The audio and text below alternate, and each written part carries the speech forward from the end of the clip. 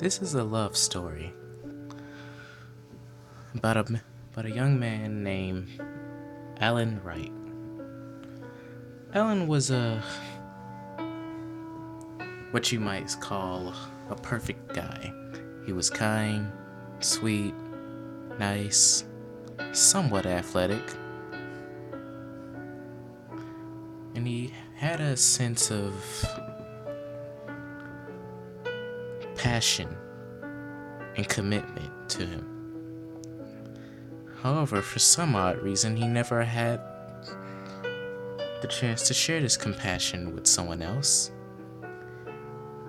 He was always too shy to talk to girls. That and the simple fact that he was always bullied constantly every day. But he still kept going. That was his promise that he kept to a particular girl that he adored with his very being. This young girl's name was named Lisa Yuto. Lisa, just like Alan, was a sweet and kind person too. She didn't care about race, ethnicities, diseases, economic classes, or anything of that sort. The only thing she wanted was a friend and a companion to share a passion with her.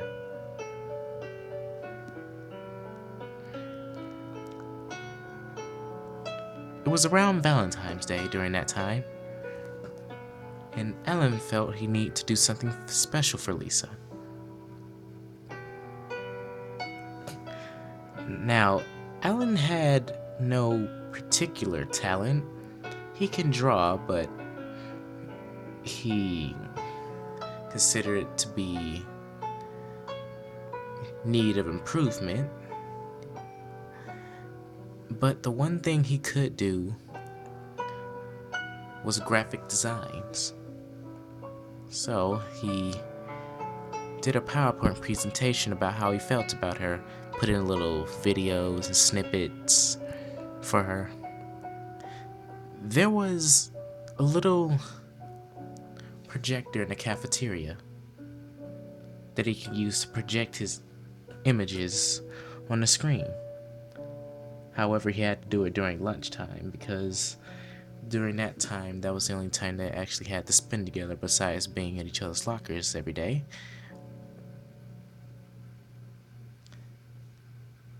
So what he did was he asked the teacher, or should I say administrator,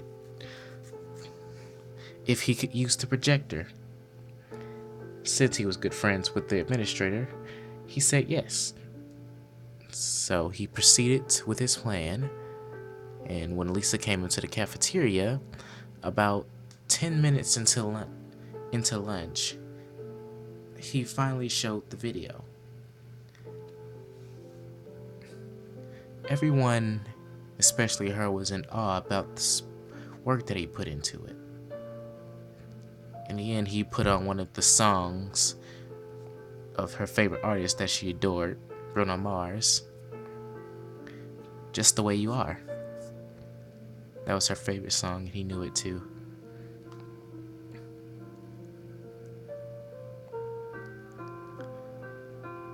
He felt like his life was just about to begin when she fell in love with him after that wonderful gift. She gave him a kiss and assured that she'll never leave his side. However, that lovely experience was about to come to an end. All to a tragic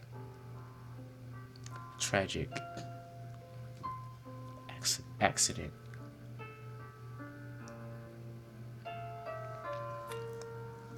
Lisa and Alan were going out for like 5 weeks now.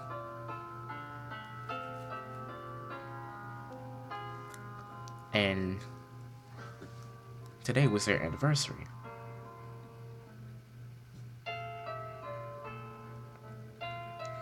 So they went to a movie.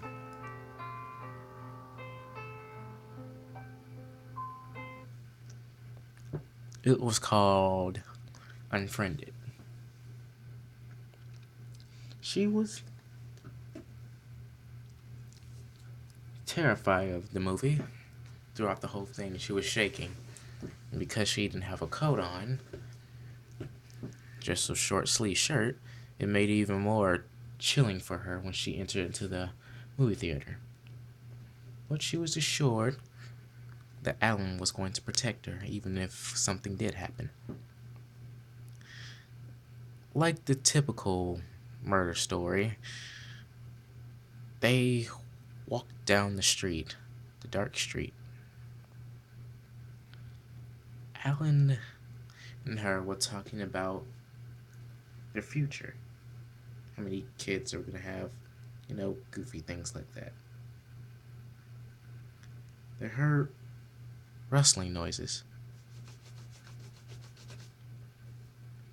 Hey, you hear that? Said Alan. However, she couldn't really hear him because she had earphones in.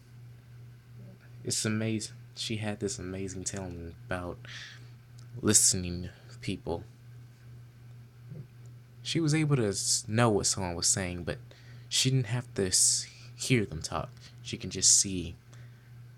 That was just one of the many things about being her. She was deaf in both ears and had a hearing aid, but she could listen to things close up. So that's why she had her earphones in.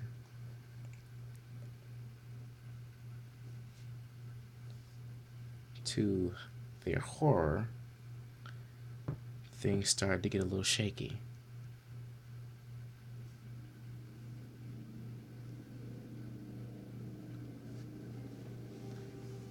They heard a certain giggling around them. Alan and her quickly picked up the pace. Once she put her hearing aids in, she could hear the laughter. So she put her hearing aids in, started running. However, they were both tackled down by what seemed like two teenagers. Lisa was screaming Alan's name. However, it wasn't too long before Alan was knocked out unconscious. Everything went black in his vision.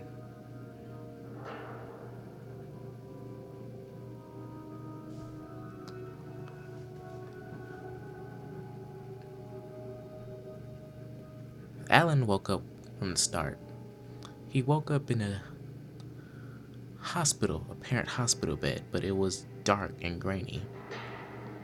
He felt a strange, gooey liquid. Even though he was restrained from the neck up, he was able to look down. He saw that it was blood. He immediately went into a panic and started trying to get out of his restraints, but he was unable. 3 figures appeared in front of him.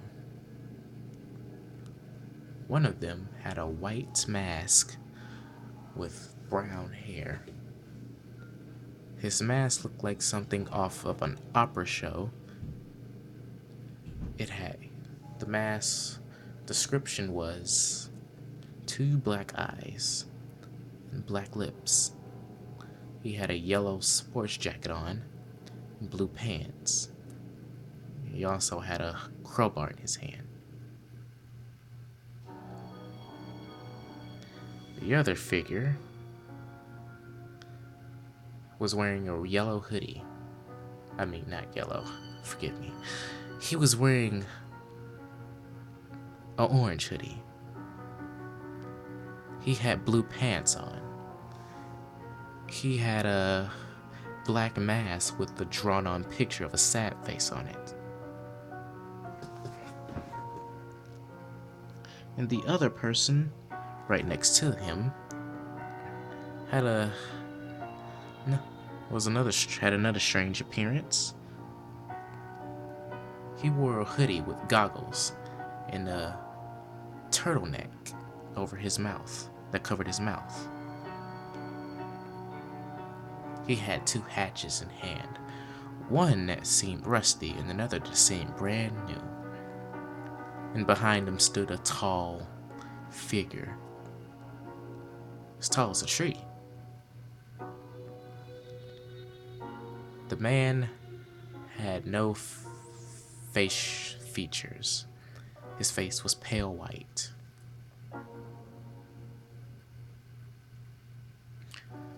With a black and white suit.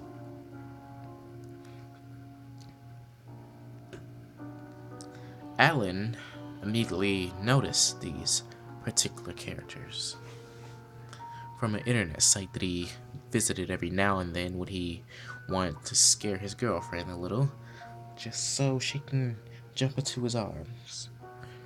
It was none other than Slender Man and his three proxies, Tiki Toby, Masky, and Hoodie.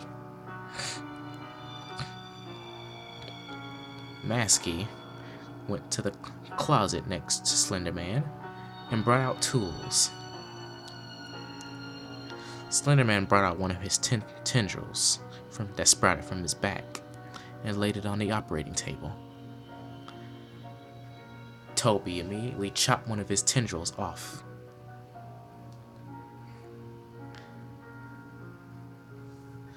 And then they proceeded to bring out a jar filled with blood. But on closer inspection, it seems like a piece of something. Alan wasn't sure really what it was, but from his vision, it seemed like a piece of a brain.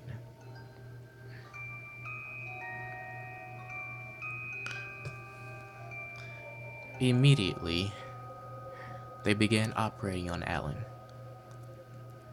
Slender Man announced that it was going to be evolution in the human race. Toby began taking his axe and cutting open Alan's stomach. Now take note that these creatures don't show any mercy, so they didn't have any sense to numb him, nor did they ever imagine if he would die or not, so they had no consideration. Alan screamed in pain, but then Masky used his crowbar and stuck it in his mouth so he couldn't talk or speak or anything. Immediately, Masky took a scalpel and started digging it into his skull. They needed different tools, but they didn't care. They worked on cutting him open from hours on edge. The screaming, the blood, everything. He almost died then.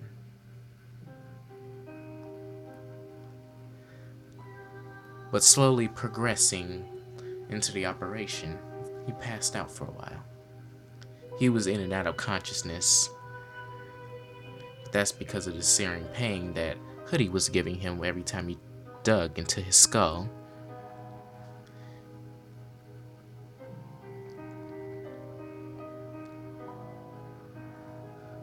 When he fell unconscious this time, though, he woke up in a strange environment. He looked around to see if his killers were anywhere around him. However, they were nowhere to be found. Immediately, he looked in a mirror that was apparently right next to him, which felt strange at the moment until he really looked at it.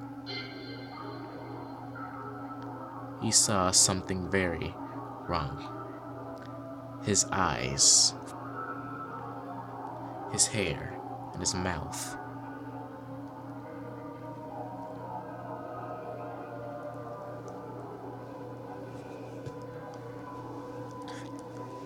He had a black hoodie on, like as usual that he was wearing before. It was, however, covered in blood and entrails. His hair turned white with black outlinings. His eyes glue yellow with the seeming dark grayish color. Upon closer inspection, however, he noticed that Slender Man's proxy sign was engraved into his now glowing yellow eyes. And the most disturbing thing that set him off was the mask. Now, Alan was into anime as well, which was kinda strange for some people, but he noticed that he looks like Kaneki, one of his favorite characters in Tokyo Ghoul. But also, the mask had another different features. Instead of the teeth with gums, he had a seemingly wide smile. It almost looked like Jeff the Killer's smile, with the gas tube on his right side of his cheek so he can breathe. He tried to take the mask off, however, it was stitched on to his face permanently.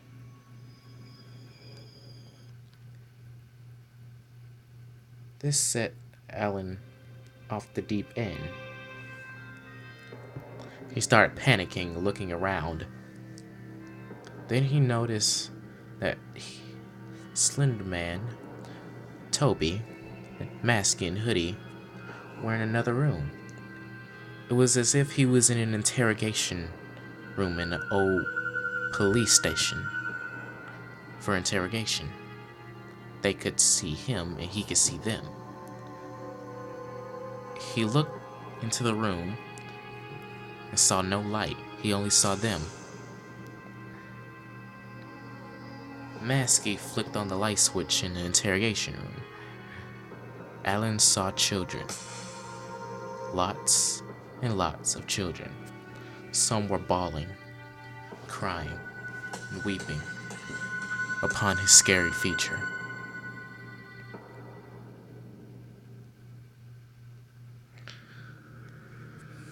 Alan was going to save the children, but for some reason he had a sick and unhealthy sensation. His eyes saw everything differently. He could see the children's souls, what they've done, what their parents have done. Everything. However, in the back of his mind, there was something else as well. Hunger.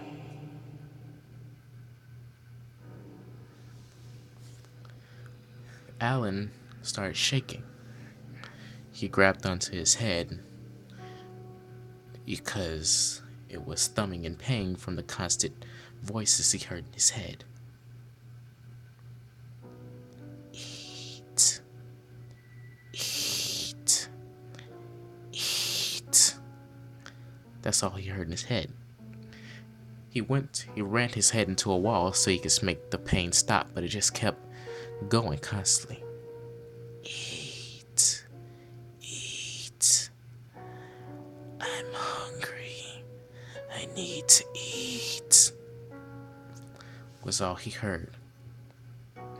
He kept fighting with his consciousness until he gave in.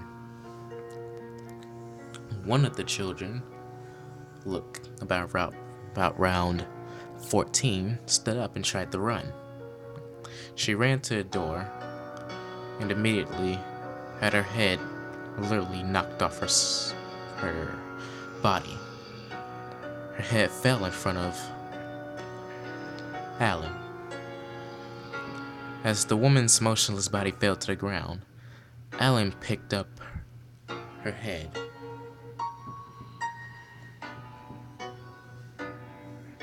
with his tendrils that also sprout from the back of his back.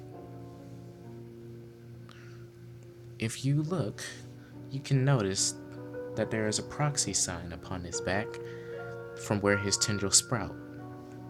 You can call it a curse mark, but at this moment, through his insanity, he called it a blessing. He immediately unraveled his mask from the strings and started gobbling down the girl's body and her head. He started cutting her apart with his new tendrils that were very sharp, sharper than Slender Man's tendrils actually. Reached in, grabbed her, ripped her heart out, and chowed down on it. The children, who thought that this man was going to be their savior from before, was now frightened. Among all the children, though, one person stood up. It was Lisa, his girlfriend. Alan immediately saw her and started fighting back with his consciousness once more. But like before, his consciousness started to fight him back. It was winning. He didn't know what it was, but all he did know was, as Lisa was walking towards him, in his mind, the lights were flickering off and on, and every time they did, he could see Lisa, but then again he saw somebody else. Jeff the killer.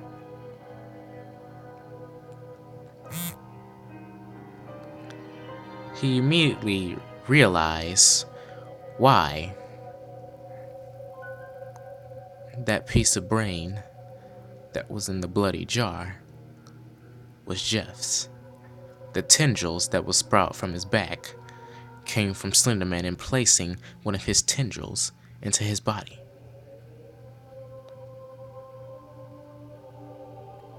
Alan was frightened at this point. He kept on fighting back with the psychopathic mindset that was once Jeff and now was in his body. As Lisa approached, she begged him not to kill her. He said okay. And as she was going to reach in to give him a hug, he ripped out her throat with his teeth. As he ate her Adam's apple, she looked towards the other children and said this: "Go to sleep. I can use the midnight snack."